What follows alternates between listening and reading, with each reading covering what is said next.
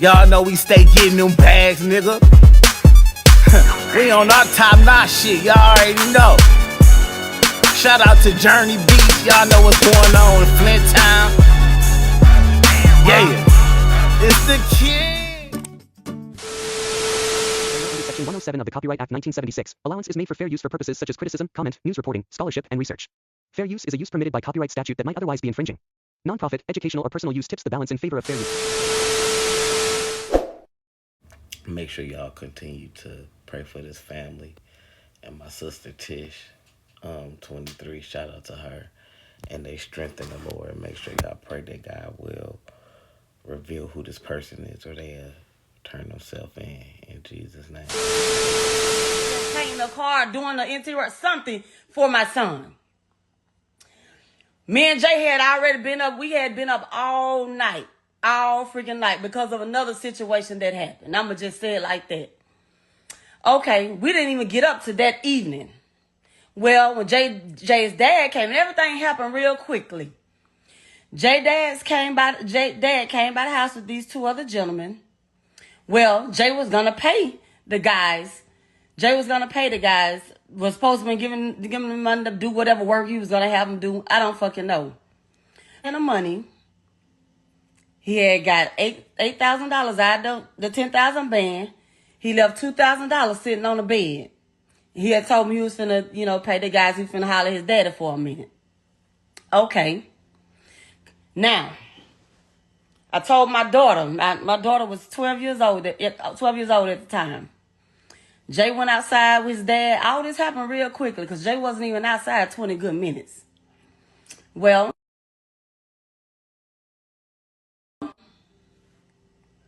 I told my daughter, someone's calling me through Messenger. I told my daughter to go get the mail out the mailbox. Well, my daughter went. Jay, his father, and the two other gentlemen, all four of them were sitting on the porch. My daughter went out there, got the mail. She came back in the house. When she came back in the house, I met her at the door, was getting ready to walk up the little stairway. Within that brief time, by the time we hit the front room, all I heard was doo-doo-doo-doo-doo. And I just looked, and I immediately took off running to the side door. Well, by the time I made it to the side door, my son was already coming through the motherfucking door. He pushed me against the wall. I hit the wall. He swung over, and he said, "Mama, close the door." So I heard him close the door. When I'm locking the door. I'm like, what the fuck is going on? And when I turned and looked, all I seen was my son standing there with holes all in his body. Of course, as a mother, I lost it. I'm screaming. I'm panicking. And the only thing my son said was, "Mama, just get me to the hospital." We both walked in my room. I'm trying to find my keys. I done emptied my whole purse on the floor. My daughter's in shock. She's standing there screaming to the top of her lungs. He never cried out. He never screamed. He never panicked. He said, "Mama, get me to the hospital." By this time, I hear a knock at the side door. So I peek around, and it was his dad at the door. Well, when all this happened, his dad had a chick with him. She was in the car. When the shots and everything rung out, she hid on the floor of the car. Well, his dad, the chick, the young lady, and the two other guys, I opened the door, they come inside. Jay was leaning against the dresser, standing in my room still. He was like, "Y'all, get me to the hospital, y'all." I'm screaming because I can't find my keys. I'm like, "Y'all, we got to get him to the hospital." Well, Jay walked away from my dresser, and then by this time, he just kneeled. He took a knee on the floor. He was like, "Y'all, come on, get me to the hospital." And he just laid out on the floor. So, I'm screaming. And I'm going to say this. This is what the fuck y'all don't know. And y'all, people wonder why I went silent after my son's death. My son laid out on the floor. He's dead weight. I couldn't pick him up by myself. I'm screaming, "Please help me. Help me pick my baby up off this floor. I grabbed my son by the legs. His dad was standing there. His dad got shot in the leg. That was it. His dad was standing there. One of the guys made 2-3 of his dad. He's standing there. The other white man that was with him, he just pacing back and forth. They just stood there and looked at me without a care in the fucking world. Not one of all three of them fucking men helped me pick my boy up off that floor. The young lady that was there with his dad, she grabbed my son under his arms, and I grabbed him by his legs, and we toted my child out that fucking house. We toted him out the house. Not none of them. So that's why I screamed and I told every fucking body that would listen to me. No one would listen. I feel like it was a setup. Yes, I do. I do. I don't know what the fuck, how the fuck. One motherfucking shooter. One person. How the fuck would he knew, like, in a matter of 15 minutes to come to my house and do all this? Now, I can't say who did what, when, where, nothing. What I can say is that God don't sleep and he sees and knows all. And he says, vengeance is mine. And I know that anybody that had anything to do with this and whatever happens, they will pay. Maybe not today, maybe not tomorrow, but they will pay. We got my baby out that fucking house. We managed to get him on back of one of the dude's truck. By that time, I'm holding my son. He asked me, said, what car wreck? He asked me what my daughter was. I hadn't already told my daughter to go in the bathroom, lock the door, hide. I don't know what's going on. Somebody going to try to come back. No, nothing. All this shit happens quickly. He asked me what my daughter was. He said he wanted some water. He was like, Kyra. I said, she in the house, baby. I said, just hang in there. Fight. Just hang in there. I'm holding my child. He still didn't cry out. He looked up at me. He said, Mama. He smiled. He said, Mama. He kissed me on my jaw, my left cheek. He said, Mama, I love you, but I'm not going to make it. Put yourself in my shoes. For anybody that is a parent active, put yourself in my motherfucking shoes. How would you feel? You know what I'm saying? And you know, this is not some shit that I normally do, because I ain't got no business. It's going to be 3 years. I ain't got no business on here crying and doing all this on social media. But hey, I'm going to get the shit off my chest. Anyway, y'all will never hear from me again about it. Like, it's done. You know? He is gone. Y'all, he's gone. Let him rest.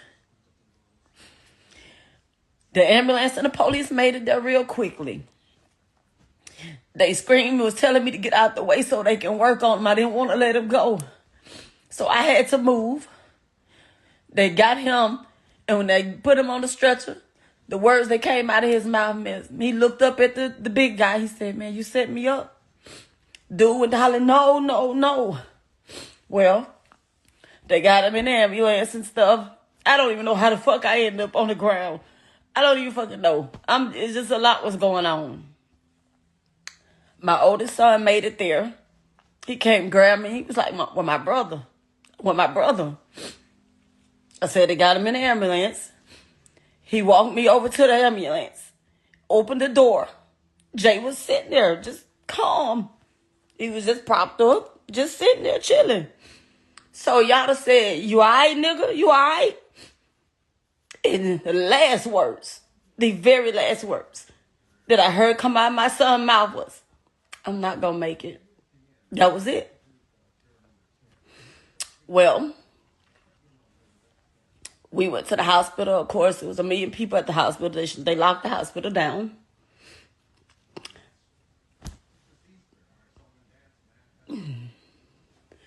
They wouldn't let nobody in there. I'm in the hospital. They wouldn't even let me in the back. with him. Thank God Cody's mom was there, one of the ER nurses that day. She came in there, came out in the waiting area. She was like, Tish, your baby's okay. Your baby's okay. He's talking, you know. He wanted to FaceTime you and his baby, but she said, I don't have my phone on me. My biggest thing was I was upset because the whole time, my baby, I felt like he might have even felt like he was in that hospital alone, and I was there, but they wouldn't let me in there. Jay lived about 7 hours after that. They had to take him into surgery. Jay had many shots. He had many shots. Well, the biggest things was the shots to his abdomen area. He had damage to his lungs, to his liver, to his intestines, and they had to get that under control. Well, he made it through surgery. I'm in the waiting area. The surgeon came in to talk to me and let me know about the damage. He said, well, we got that taken care of. He said, but it's the loss of blood. He said, we're giving him blood, but he is oozing, his exact words. He's oozing from everywhere. He said, so, but we got him out of surgery and everything. He said, we getting ready to transfer him up to ICU. We just got to pray that he make it through the night. So I'm like, okay. Well, in the midst of waiting, I don't know who the fuck news people done posted that my son was dead.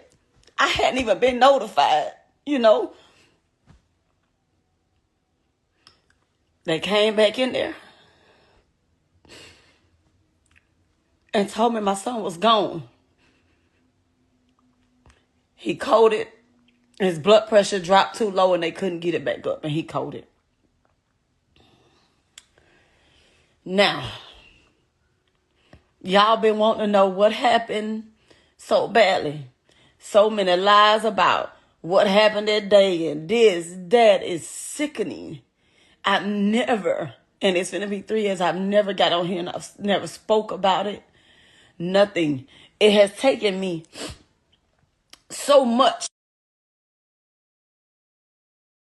Again, make sure you like, subscribe, comment, thumbs up the video, share it on all your social media. Make sure y'all follow us. If you want a shout out, hit me up.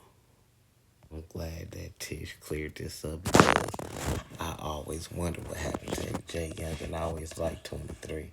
Stay up.